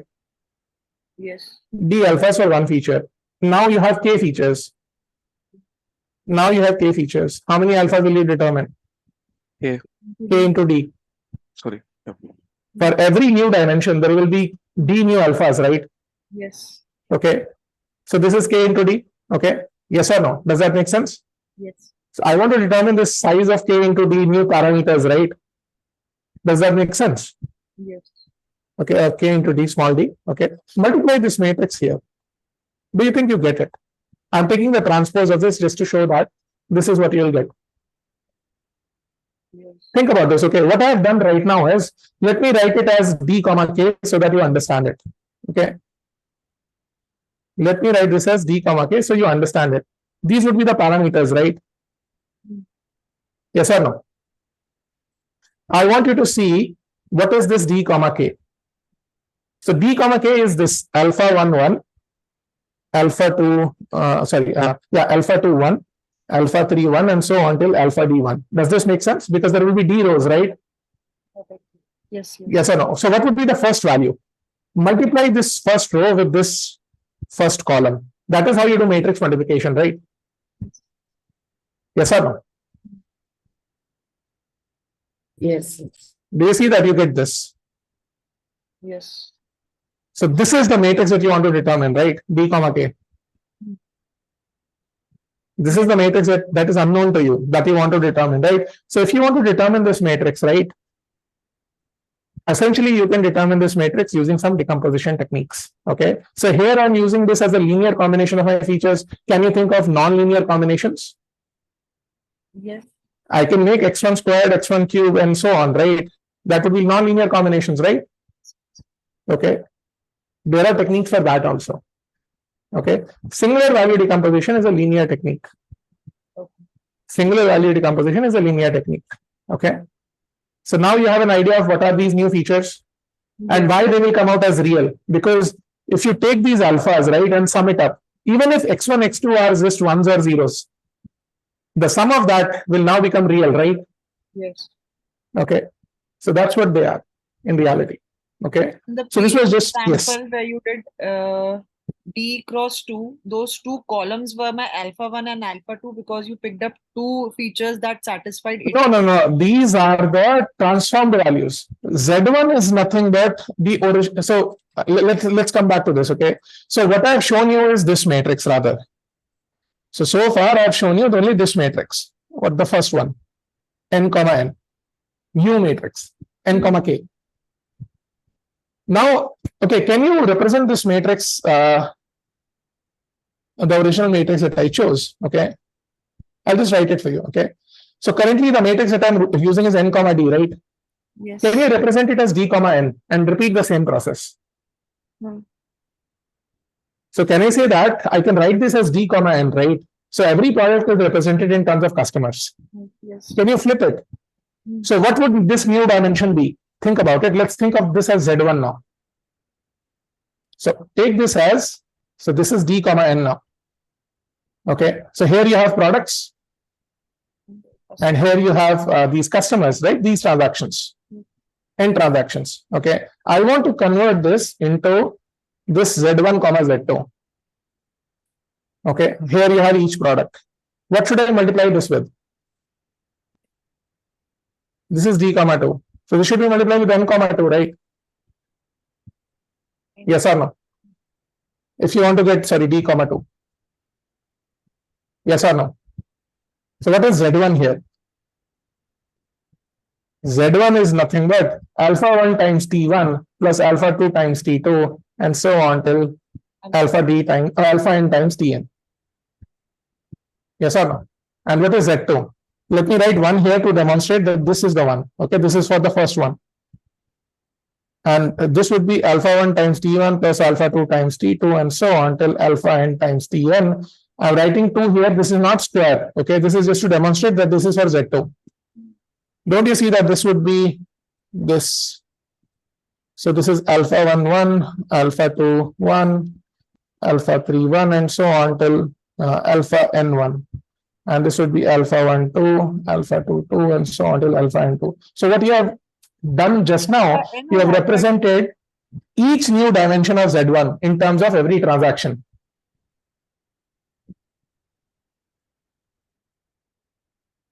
We have represented each Z1 now as an original combination of these transactions.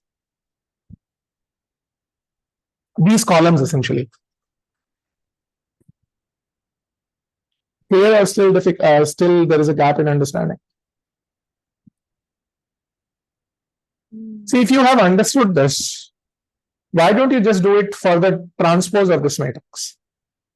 So, okay, think about what is M here. Try to think of what is M representing here. Can I say M is a linear combination of my products? Yes. Here, what is Z? Z is a linear combination of my customers or transactions. Okay. Okay. Mhm. This is a flipped matrix. Why are you thinking that it would always be N comma D? I can flip it as D comma N also, right? The beauty of SVD is it gives you from both sides. Okay.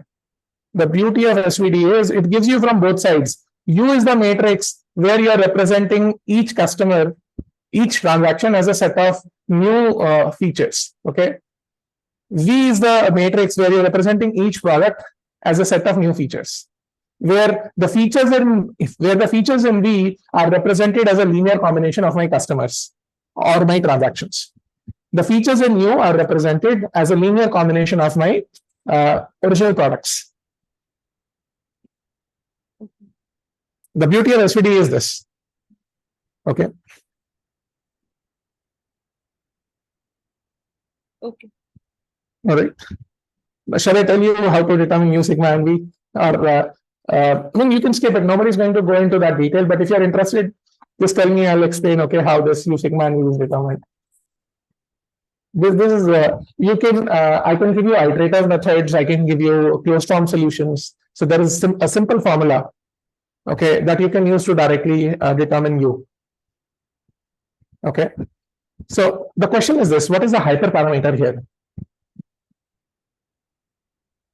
What is the hyperparameter here?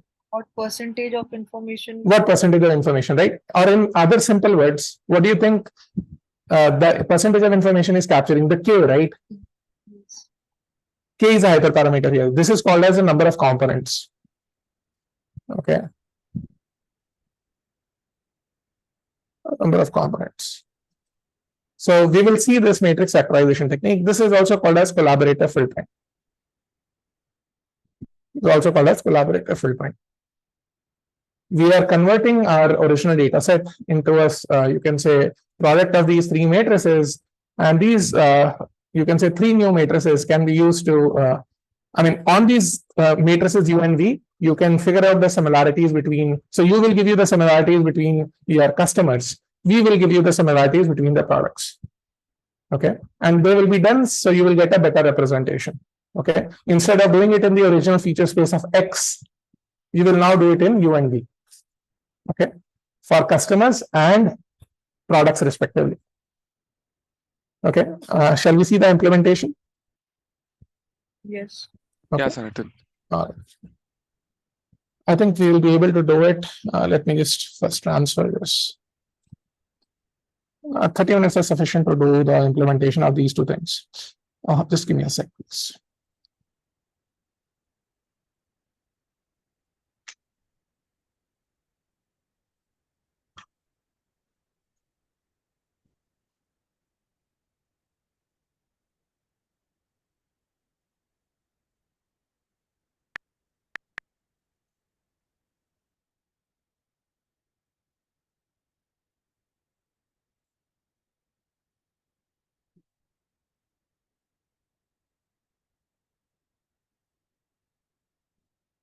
Okay.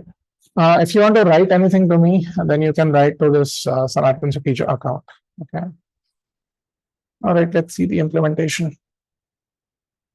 Just give me a sec, please. Okay. This is where I got the data set from. Okay. All right. This is, I think, what we were using earlier as well, right? Okay, I'll use this data set again.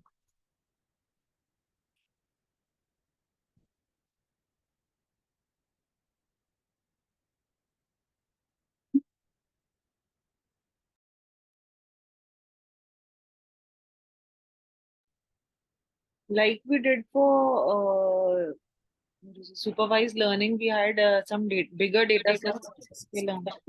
So do we have the same? No, there are no data sets as such, but I have a few of them. You can practice at home with them. Okay. Maybe I'll give you an exercise. Okay. If you're unable to do it, we can discuss it in the next class. Will that be fine? Yes. Okay.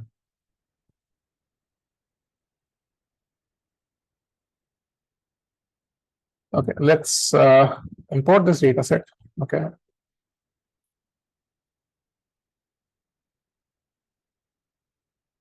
So to implement market basket, right, you need a library called as MLExtend, machine learning extensions. Okay. It's called as machine learning extensions. People write it like this essentially. Okay. That's why they write it like MLExtend. Okay. So you can install it via pip. In my case, it is already installed.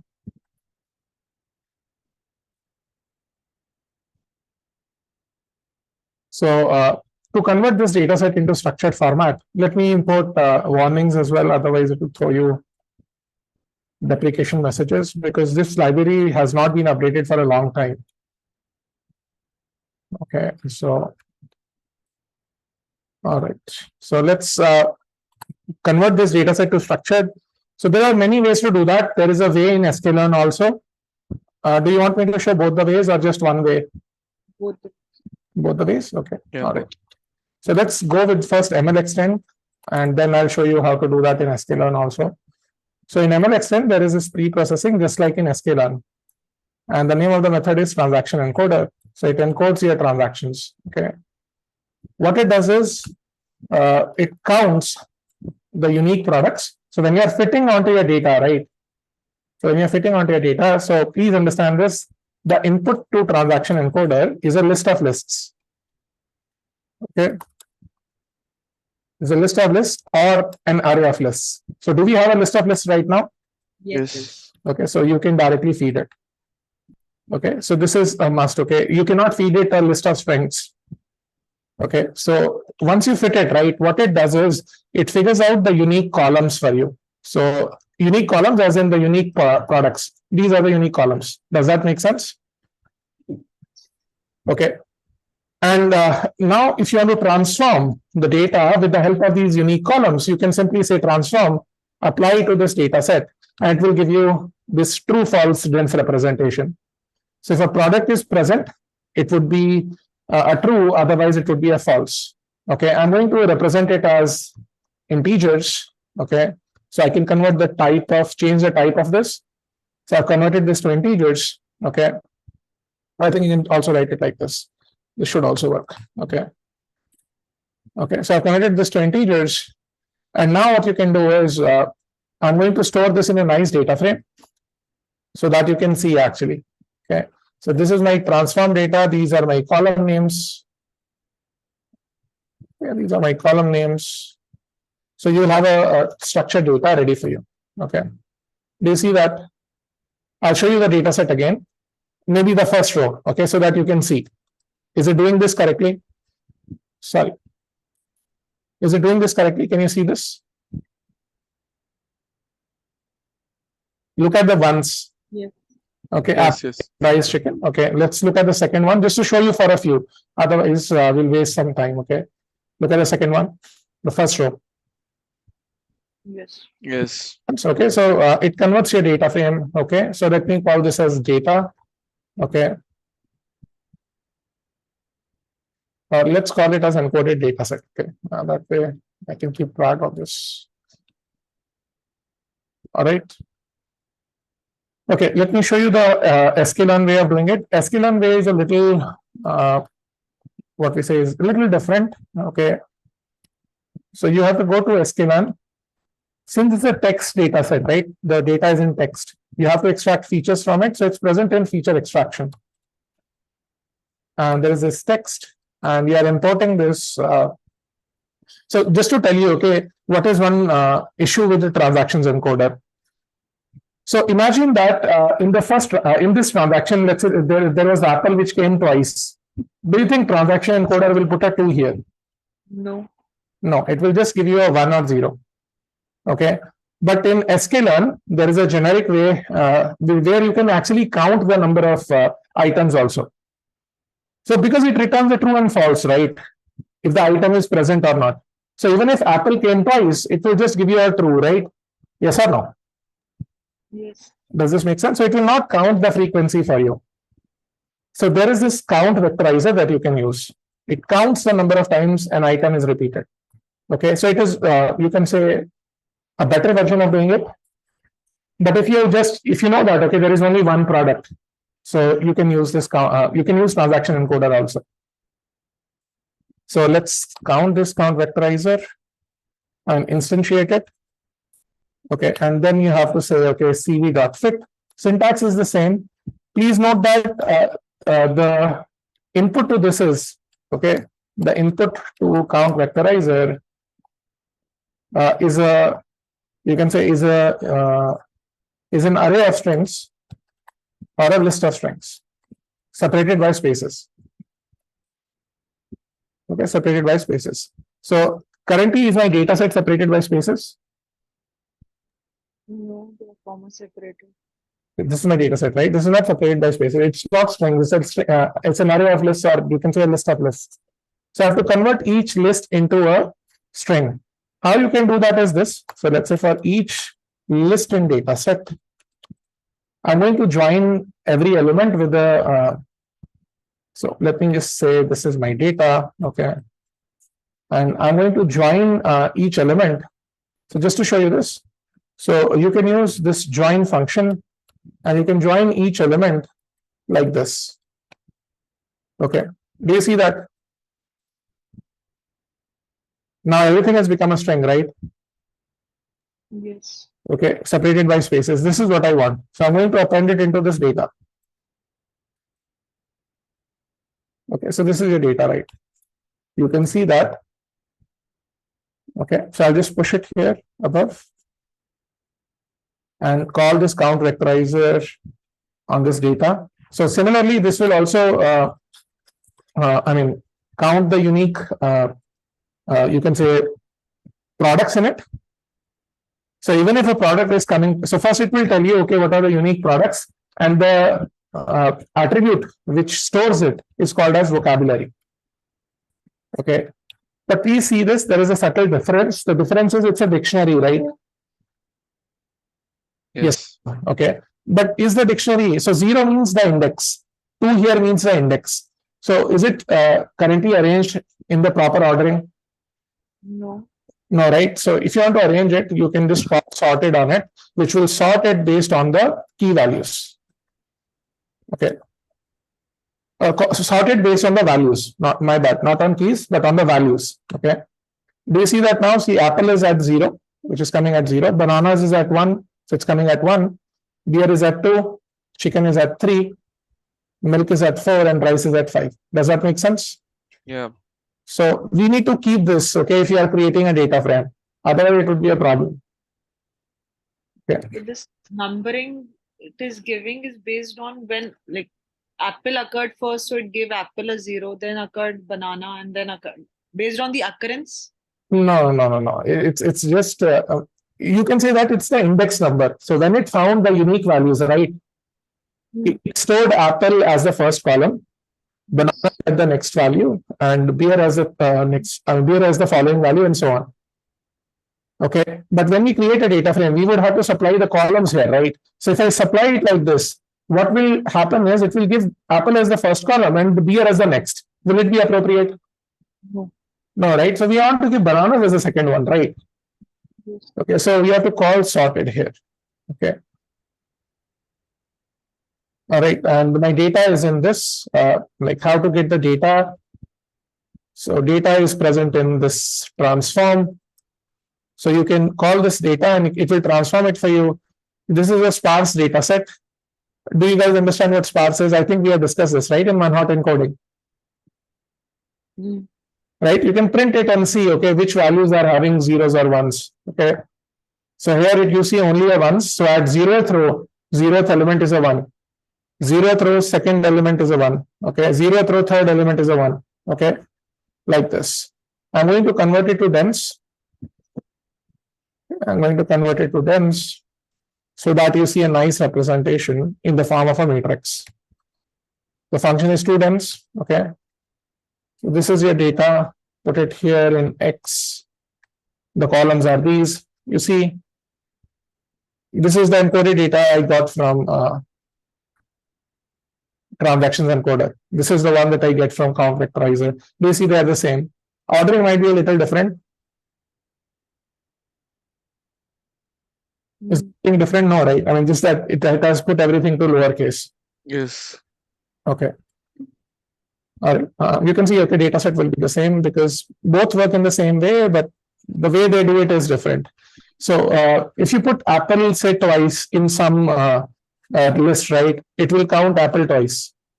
That is the advantage of count vectorizer. It counts. Okay, it counts. Do you want me to show you? Yes. Okay, let's see that. Okay, so I'll change it for everything so you can see. Okay, this is not transaction encoder is not going to change it. Okay, so I'll show you for both. Okay, do you see that Apple is counted twice? Yes. Yes. But look at this. Okay, encoded data set is only once. Make sense? Yeah. Okay. But then Yes. Go now if I apply any algorithm on top of this data where I have to count and get the support for any particular product like Apple. Yes. So this sklearn count vectorization will take the count of Apple as 2 in my support. No. No. So sklearn doesn't support that finding support thing. Okay. sklearn doesn't support that count thing. Okay. There is a it is there in ML extend only. Okay. But it will just count the element as once. Okay. All right. That is why I mean you shouldn't do this. Okay. That is why you shouldn't use the function of sklearn for transactions encoder. Okay. But since you asked me to do both, I'm doing this. Okay. Okay. All right. So this is using your count vectorizer. So I'm going to use this transactions encoder. So while we were transforming the data like to the encoded form, we normally use ML extend, not the sklearn. See, you can use both also, but you should be aware, okay, that your data should not contain duplicates. If there are duplicates, it can lead to a problem. Okay. Okay. Okay. All right. Or you design your own support functions then. Okay. You can, I mean, we can design our own functions, right? Yes or no? Yes. So can I say like this is because, for example, when we do market basket analysis from Amazon, suppose I'm buying a product, say Apple, it is important to see whether the product is bought or not, but how much quantity of the product is bought is not important to give a prediction or suggestion. Yes. So it is kind of independent when you are just looking for frequent item sets, right? Okay. Okay. The frequency does not matter there, right? But if you want to use the concept of frequency, it will not be then a priori. It will be, you can say, your own algorithm. Yes. Okay. Okay. I mean, the underlying idea will change, right? Yes. But you can certainly incorporate the frequency in some manner. Okay. You can give more importance to, say, those products which are bought like frequently, but with more units. Okay. So if you want to call this a priori, it is present in frequent patterns. So I call a priori. Okay. So what do we specify to a priori? The encoded data set, the minimum support. Okay. So I'm going to show you the minimum support as 0.5, and then we will reduce it to 0.3 and verify the results. Okay. I didn't run it. Okay, just a second. So these warnings will not be shown to you. Okay, again. Okay, so currently you see, okay, it is giving you the indexes, right? It is the indexes of the column names. Maybe I can set the column names, that way you can verify this. Okay, so these are the column names. Okay, so it is computing. Do you remember what was for Apple? 5 by 8, right? Yes. Yeah. Rice was 6 by 8. Okay, sorry, beer was 6 by 8 and rice was around 4 by 8. Okay, and it is computing rice and beer support for you. Okay, I'll reduce it to 0.3 and then you can see, okay, whatever we had computed is the same thing here. Do you see that now? Yes. And there is no 3 frequent item set, right? Yes or no? So Yes. 4 were there initially. We made 6. Out of those 6, only 3 were satisfying. Right? So it's the same thing. Okay. Maybe if you reduce it slightly, you will get 3 frequent item sets also. Do you see that we now have 3 frequent item sets? Make sense? So let's call it as frequent item sets.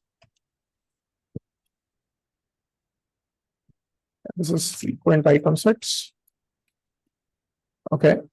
So I'm going to use these frequent item sets to generate rules. So again, you have to go to the same library, ML extend, go to frequent patterns. So this all comes under a concept called as data mining. Okay. And we will use this concept called as, what was the name? Association rules, right? By the way, there is one more way to make these rules. You can check out this at your own time. Okay. The algorithm is called as FP growth. It's an alternate algorithm. Okay. Alternate to association rules. I'm just giving you the extra information. It's also present in this frequent patterns. Okay. So let's use this association rules to get the rules. Okay. So what should we specify to these association rules? The item sets, the metric. So I'm going to use the metric as confidence. And we should specify the threshold, which is called as win threshold. Okay. I'm going with say 0.3. Let's see. Let me make say 0.7. So I get say 0.6. So I get lesser rules. Okay, because the number of frequent item sets are too much. So let's see. Okay, do you see this? And now I remember it is called as conviction. I was missing this, right? Yes. This is called as conviction. Okay, maybe you guys can update it in the slide, in the handwritten notes. Yeah. So, and Zhang's metric is not currently there. If you want, you can get the Zhang's metric as well. Okay, so these are the, association rules. Let me call these as rules. You can see there are a lot of rules, okay? Around 15 rules it has made. Okay. I'm going to show you the first few only. Okay, let's say I want to select some rules based on some criterions. So do you think that I can select rules based on, say, the confidence values? The confidence I've already done. Maybe I'll use lift and say that if lift is greater than, say, 1, okay, give me some rules. Okay, and say I want to select maybe one more rule. I want to select maybe one more rule. Maybe say rules dot leverage. Okay, is greater than say 0.1. Okay, so both conditions should be met. So give me these rules. So these are the rules. Okay, so you can put conditions and generate more and more rules. If you want to just print antecedent and the consequent, you can just say, okay, give me the antecedent and the consequence. Antecedent and the consequent. Okay, so this is just, if you're making a mistake anywhere, any spelling mistake, antecedents. Yes. Okay. So, you can print whatever you want. You can put conditions on your data frame to select more and more rules. So this is how you do it. Is this clear? Yes. Okay, I'll show you where all these metrics are. Okay, so 1 second. You can read about those metrics. You have to go to ML extend, and then you have this association rules. I think you might get the metrics in this page itself. Okay. Okay. Yeah, here we have all the metrics. Okay, so you can read about it. Okay. So I'll just mark it here.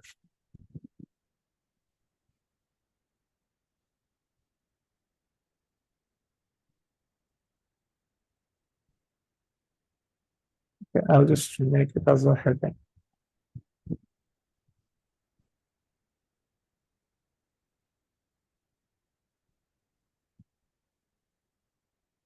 All right.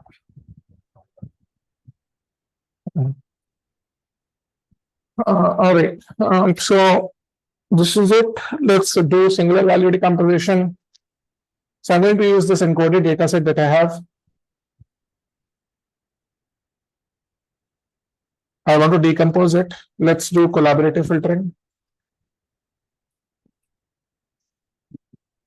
okay, using singular value decomposition.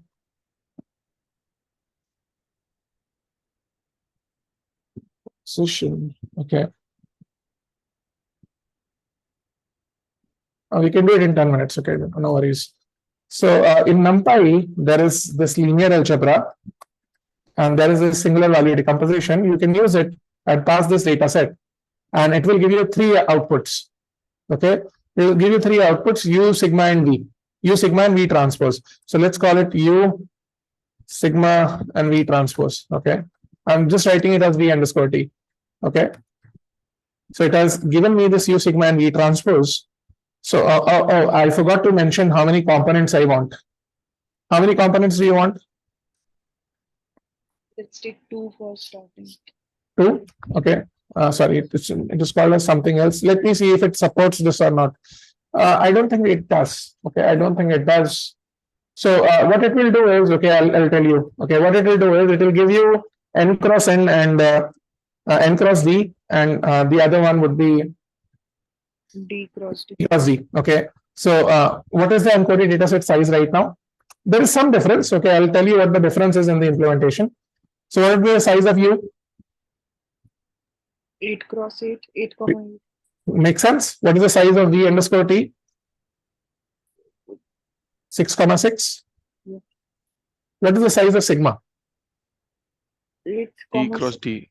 8,6, right? Yeah. No, this will not be 8,6. What is smaller, 8 or 6?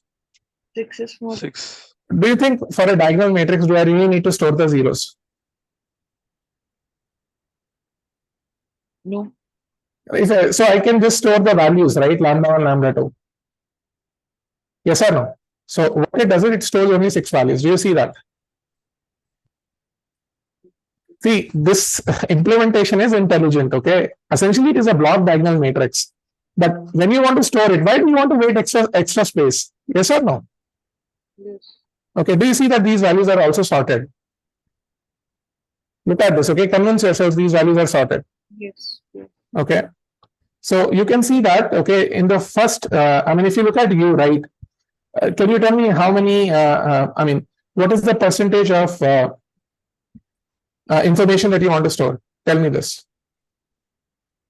Give me a number. Okay, what is the threshold that you want to store? Threshold on, okay, information 60. Okay, let's say 0.6. Okay, make sense?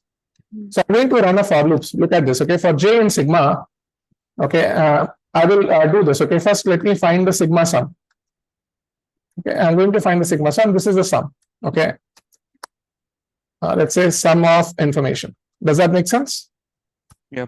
Sum of the let's call it sum sigma. Okay. So I will do this. Okay, I will say that okay, the info content is 0 right now.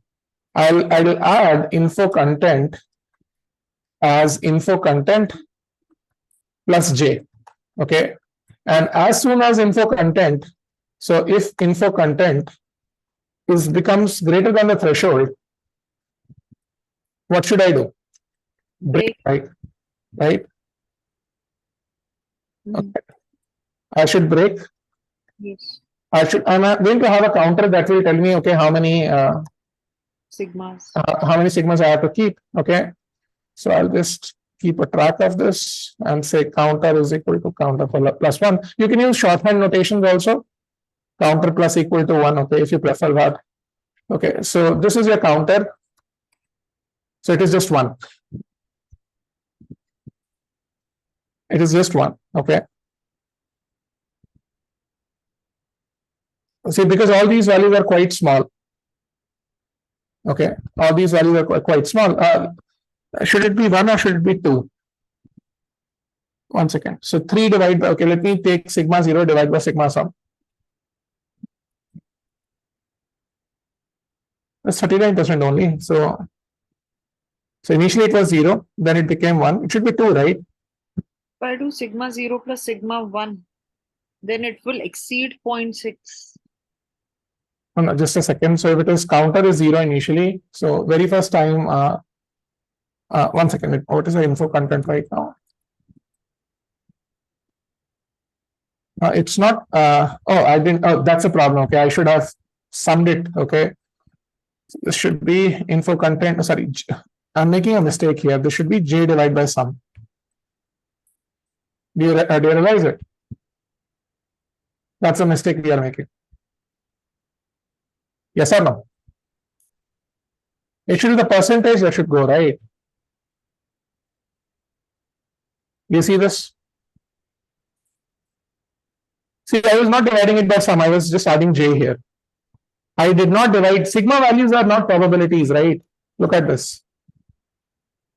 Sigma values are not probability. The first value is around 3.63. I should divide by the percentages, right? I took the sum, but I didn't divide it. Okay, so it's not at the first value. Okay, that was the problem there. Okay, so with two, I can get the sigma. Okay, so essentially I need to take this u for up to two values. So if I take this u up to two values, okay, so two columns. This is your no, what is this? Sorry, just I took all the rows. Oh, sorry, up to two. My bad. Does that make sense? So now each transaction is represented as a combination of two features, right? Yes or no? Does this make sense? Yes, people. You can write counter here. Okay. If okay, make sense or not? Similarly, you take a look at this V. Okay, this is V underscore transpose. You have to take the transpose of this. Please remember this. Okay, and this you will say that, okay, each product is now represented as a combination of two new features. Okay, these new features are linear combinations of, okay, these new features are linear combinations of the customers. These new features are a linear combination of your original transaction values. Transactions. Okay, make sense? So here you can say that these new features are the original products. So is there any spelling mistakes? Just please ignore this. Okay. Any other question? You can then do cosine similarity or anything on top of it. Okay. I'll just show you. Okay. Let's say if we do cosine similarity, so go to sklearn.metrics.pairwise and you import cosine similarity. Or shall I do Euclidean distances? What do you prefer? I'll do Euclidean. Okay. Maybe so Euclidean distances.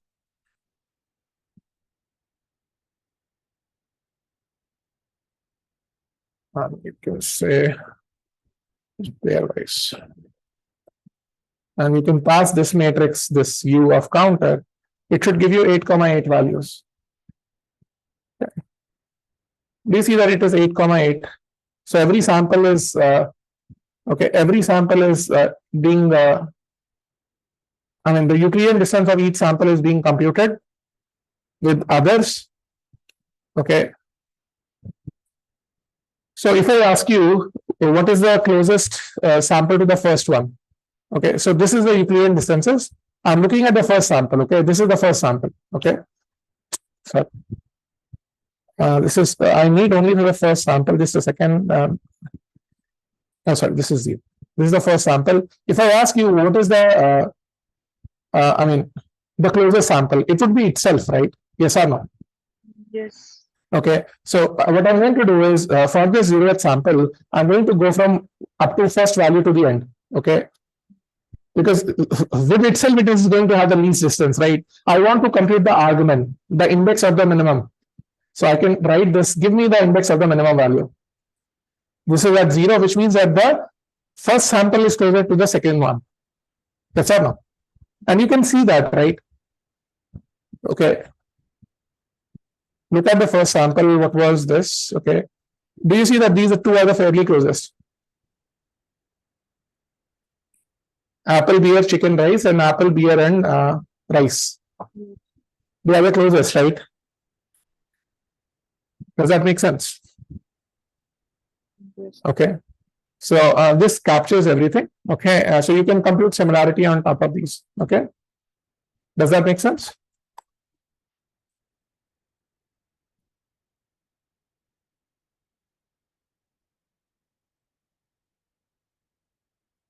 Please note that I have skipped 0 because 0 with itself will be the closest, right? Okay, 0 with itself will be the closest. Okay, because if you look at the diagonal values, that will be zeros, right? That will be zeros. Okay, so that's how you can use SVD. Any questions about this? Any questions about this? Shall I show you? See, I've showed you from scratch. Okay, shall I show you that? Okay, there is this in sklearn also there is this functionality. Okay, 1 second.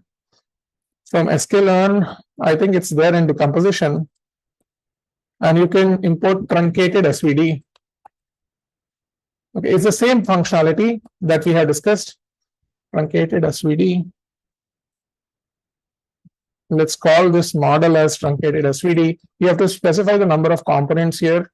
So if you want 2 components, it will return you the same things that we have computed earlier. Okay. So I'm going to fit onto my data. My data is encoded data set. Okay. Okay. And you can transform your this encoded data set. Do you see that? So these are used. Okay, these are used. Is this clear? Yes or no? Is this clear? Yes. Okay. I mean, if you want, you can go to this truncated SVD. You can get U sigma V, whatever you need. Okay. So go to this truncated SVD. Okay. So it is there in sklearn also, but this directly gives you the capability to get to the number of components. Okay. Here you can directly specify K, the number you want. Okay. I just want to see, okay, if it gives something else, if it stores something else. Yeah, these are the things. It stores the components. So this is your U if you want it. Okay. It stores the, so explained variance ratio is the percentage of each component. Okay. So if you print this, right, it will show you how much the 2 components are storing. Model dot explained variance ratio. Okay. This is the percentage of the top 2 that it is storing. Okay. In this case, it uses a different, you can say, solver. It uses a different solver. So in this case, it is using this RPAC solver. Okay. Again, I told you, right, there are many ways to solve it. Iterative way and a closed form way. But it uses an iterative way and it's running for 5 iterations. So your results might deviate slightly. Okay. So this is also one way to do this. You can use sklearn or NumPy. Okay. So, all right. Any questions about this?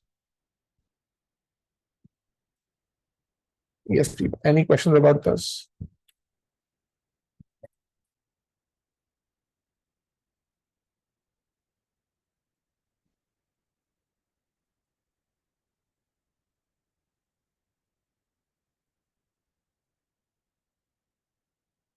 Okay, we'll meet now tomorrow and we'll discuss new concepts. The next concept would be clustering, grouping.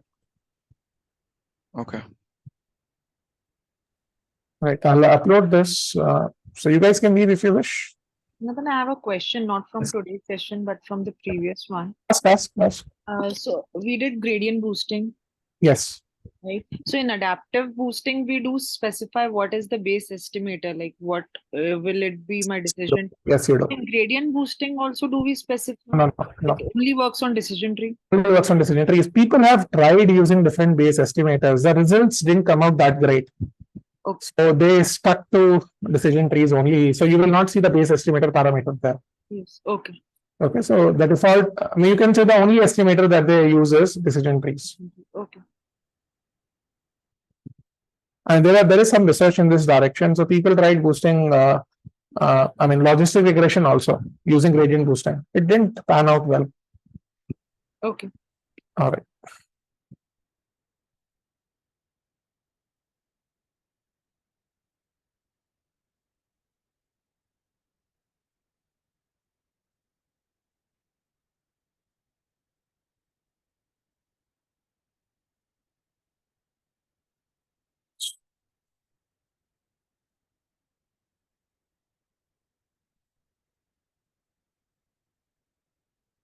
Which, by the way, is there anyone from Jammu?